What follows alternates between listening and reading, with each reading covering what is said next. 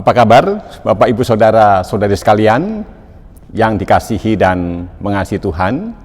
Jumpa lagi di dalam Sapaan Gembala GKI, dan pada saat ini bersama dengan saya Pendeta Nikodemus Eko Aiwanto, kita akan bersama-sama merenungkan firman Tuhan yang diambil dari Yohanes 12 ayat 47, dan kita akan merenungkannya di dalam tema lakukanlah firman Tuhan. Mari kita perhatikan ayat 47.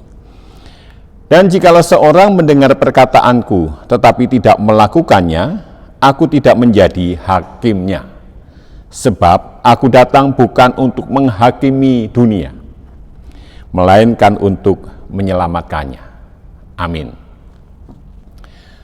Bapak Ibu Saudara-saudari sekalian, mengapa ayat ini bersabda kepada kita bahwa jika kita mendengar firman Tuhan tetapi tidak melakukannya, maka Tuhan Yesus tidak akan menghakimi kita.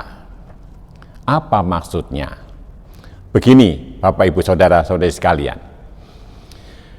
Tuhan Yesus sungguh menginginkan kita hidup senantiasa berbahagia.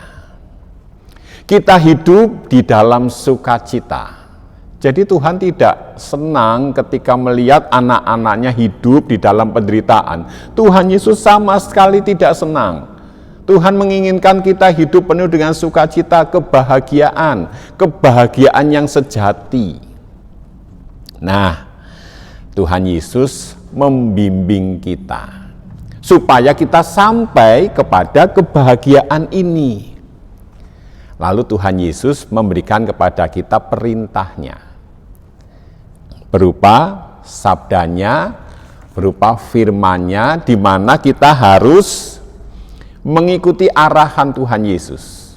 Melalui sabdanya ini kita ikuti, kita melakukan apa yang Tuhan Yesus sabdakan. Dan percayalah, ketika kita mengikuti apa yang Tuhan sabdakan, kita akan sampai kepada kebahagiaan ini. Ilustrasinya begini.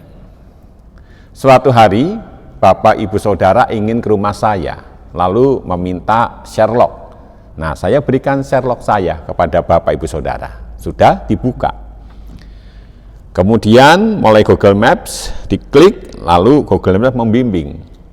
Belok kanan, belok kiri, lurus. Seharusnya kalau ingin sampai ke rumah saya kan harus mengikuti Google Map ini. Google Map ini belok kanan, ya kita belok kanan. Google Map bilang belok kiri, ya kita belok kiri. Tetapi seandainya Google Map-nya yang menuju ke rumah saya itu mengatakan belok kanan, tetapi Bapak Ibu Saudara kok belok kiri, saya tidak marah. Justru saya kasihan. Mengapa kamu tidak menuruti apa yang menjadi panduan itu? Sehingga tersesat.